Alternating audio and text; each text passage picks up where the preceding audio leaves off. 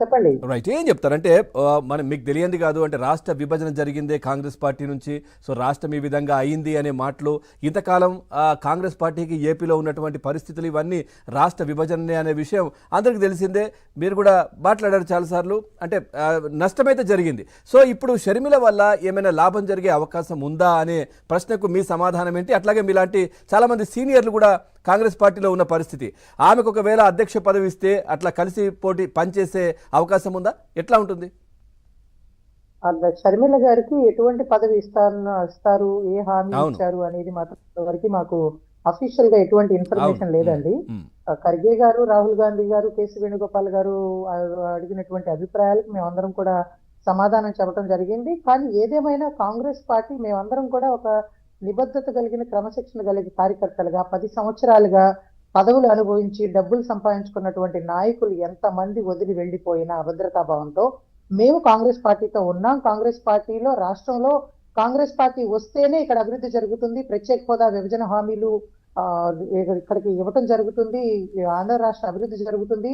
అలాగే పోలవరం పూర్తవుతుంది. Vizag steel plant అమ్మకుండా కూడా దాన్ని ఆపగలిగే శక్తి ఒక కాంగ్రెస్ పార్టీకే ఉంది. అమరావతిని ఏకైక రాజధానిగా అభివృద్ధి చేసే విషయంలో కూడా చాలా ఖచ్చితంగా కూడా రాహుల్ గాంధీ గారు రైతుల్ని కలిసి భారత్ జోడో యాత్రలో హామీ ఇవ్వడం జరిగింది. అందుకని మేమందరం కూడా ఆ నమ్మకంతోనే, ఆ విశ్వాసంతోనే రాహుల్ గాంధీ గారు ఇచ్చినటువంటి స్ఫూర్తితో మేము 10 సంవత్సరాలుగా పనిచేస్తా ఉన్నామండి. ఇప్పుడు ఇవన్నీ కూడా ఎడిషనల్ అడ్వాంటేజెస్ అనమాట మా కాంగ్రెస్ పార్టీకి.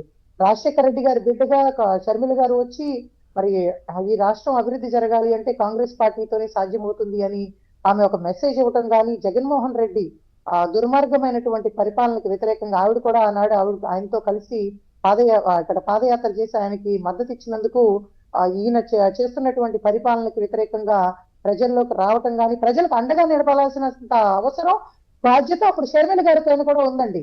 మేము అనేక సందర్భాల్లో ఉద్యమాలు, పోరాటాలు చేసేటప్పుడు షర్మిల గారు తెలంగాణలో పార్టీ పెడితే నేను రిక్వెస్ట్ చేశాను, అమ్మ విజయమ్మ గారు, షర్మిల గారు, మీ ఇద్దరు ఇక్కడ జగన్మోహన్ రెడ్డి గారి కోసం మీరు ప్రచారం చేశారు, నా బిడ్డకు ఒక అవకాశం ఇవ్వమని అడిగారు, నా అన్నకు ఒక అవకాశం ఇవ్వమని అడిగారు. మరి ఈ రోజున రాష్ట్ర వ్యాప్తంగా ఉన్నటువంటి అన్ని వర్గాల ప్రజలు కూడా కన్నీళ్లు పెట్టుకుంటా ఉన్నారు. ముఖ్యంగా అమరావతి రాజధాని కోసం భూములు త్యాగం చేసినటువంటి రైతులు గాని, మహిళలు గాని గోడును విలపిస్తా ఉన్నారు. మీరు వచ్చి వాళ్ళకి అండగా నిలబడండి అని చెప్పి నేను స్వయంగా లేఖ రాశాను, రిక్వెస్ట్ చేశామండి. మరి అటువంటిది ఈ రోజున స్వయంగా షర్మిల గారు కూడా ఈ రోజున ఆంధ్ర రాష్ట్ర రాజకీయాల్లో కాంగ్రెస్ పార్టీతో ప్రయాణం చేయటం అనేది ఒక మంచి ఆలోచన. ఆవిడ ఎప్పటికైనా ఒక మంచి నిర్ణయం తీసుకున్నారని మేము స్వాగతిస్తా ఉన్నాం. సడన్ గా ఈ రోజున ఏదో షర్మిల గారు ఒక్కళ్ళు వస్తే ఏదో రాజకీయ పరిస్థితులు మారిపోతాయని కాదండి. ఒక కాన్ఫిడెన్స్, మీ అందరికీ గుర్తుందో లేదో, జగన్మోహన్ రెడ్డి గారు జైల్లో ఉన్నప్పుడు వైసీపీ పార్టీలో ఉన్నటువంటి నేతలు, ఆయనకి సపోర్టివ్ గా ఉన్న వాళ్ళందరికీ కూడా అభద్రతా భావం లేకుండా కాన్ఫిడెన్స్ బిల్డ్ చేసిందే షర్మిల గారు. వాళ్ళకి అండగా ఉంది షర్మిల గారు. ఆ రోజున పాదయాత్ర చేశారు, ఆ నాయకులకి, కేడర్కి కూడా అండగా ఉన్నారు. అటువంటి షర్మిల గారిని ఈ రోజున ఆవిడకి ఎటువంటి ప్రాధాన్యత లేకుండా చేసినటువంటి జగన్మోహన్ రెడ్డి నిజంగా రియల్లీ అంటే అతను ఏమనాలో కూడా అర్థం కావట్లేదండి. కన్న తల్లికి, చెల్లికి కూడా ప్రాధాన్యత లేకుండా చేసి మరి ఏ విధంగా మరి ప్రజల మన్ననలు పొందాలనుకుంటున్నాడో మాకు తెలియదు కానీ, but what ever it is, Sharmila గారు చాలా క్లియర్ గా సోనియా గాంధీ గారికి, రాహుల్ గాంధీ గారికి చెప్పారు, రాజశేఖర్ రెడ్డి గారి చివరి కోరిక రాహుల్ గాంధీ గారిని ప్రధానమంత్రిని చేయాలి అని చెప్పి, ఆ కోరిక నెరవేర్చడం కోసం నేను కాంగ్రెస్ పార్టీతో ప్రయాణం చేస్తాను, ఆంధ్ర రాష్ట్ర ప్రజలకు అండగా ఉంటాను, ఆంధ్ర రాష్ట్ర అభివృద్ధి జరగాలి అంటే కాంగ్రెస్ పార్టీతో సాధ్యమవుతుంది. రేపు 2024లో ఇండియా కూటమి కాంగ్రెస్ పార్టీ నేతృత్వంలో అధికారంలోకి రాబోతా ఉన్నాం కాబట్టి ఎట్టి పరిస్థితుల్లో ఆంధ్ర రాష్ట్రాన్ని అభివృద్ధి చేసే దానిలో ఒక భాగస్వామ్యాలు కావాలనుకోవటం అనేది ఎటువంటి పదవి ఇచ్చినా సరే మేమందరం కూడా కలిసి పనిచేయడానికి సిద్ధంగా ఉన్నామండి. రైట్. ఫైనల్ గా కంక్లూడ్ చేసేయండి. అంటే ఎట్లా ఉండబోతోంది ఇక 4వ తారీఖు జాయిన్ అయిన తర్వాత ఏ విధంగా మీరంతా ముందుకెళ్ళబోతున్నారు?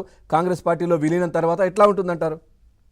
షర్మిల గారితో పాటు అనేక మంది వైసీపీ నాయకులు, దాదాపు 34 మంది ఆవిడతో తక్కువ ఉండటమే కాదండి, కాంగ్రెస్ పార్టీ పెద్దలతో కూడా వాళ్ళు ఆలోచన చేస్తా ఉన్నారు. తిరిగి కాంగ్రెస్ పార్టీలోకి రావాలనుకుంటున్నారు. అది జగన్మోహన్ రెడ్డి పరిపాలన వల్ల అయితేనే గానీ, లేకపోతే జగన్మోహన్ రెడ్డి ఈ రోజున వాళ్ళందరినీ మోసం చేసినటువంటి విధానం వల్ల అయితే గానీ, ఇంకా ఈ రాష్ట్రాన్ని కాపాడగలిగింది కాంగ్రెస్ పార్టీ, అది రాహుల్ గాంధీ గారి నేతృత్వంలో అని చెప్పి నమ్ముతా ఉన్నారు. కాబట్టి అందరినీ కూడా మీ ద్వారా కూడా రిక్వెస్ట్ చేస్తా ఉన్నాం, అందరూ తిరిగి సొంత ఇంటికి రండి, ఆంధ్ర రాష్ట్ర అభివృద్ధి చేసుకోవటంలో మీ అందరూ కూడా భాగస్వాములు కావాలి అని కోరుకుంటా ఉన్నాం. రైట్ షర్మిల గారికి పూర్తి స్థాయిలో ఆవిడతో పాటు కలిసి ప్రయాణం చేసి కాంగ్రెస్ పార్టీని బలోపేతం చేసుకోవడంలో మేమందరం కూడా సిద్ధంగా ఉన్నాం. రైట్ అండి. మాణిక్యరావు గారు ఎట్లా చూస్తారంటే ఒక టాక్ అయితే నడుస్తా ఉంది, దీనివల్ల అన్నకే లాభం జరుగుతుంది అనే టాక్ అయితే ఒకటి నడుస్తా ఉంది. సో ఒక ఓట్లయితే చీలే పరిస్థితి కనిపిస్తుంది అంటున్నారు.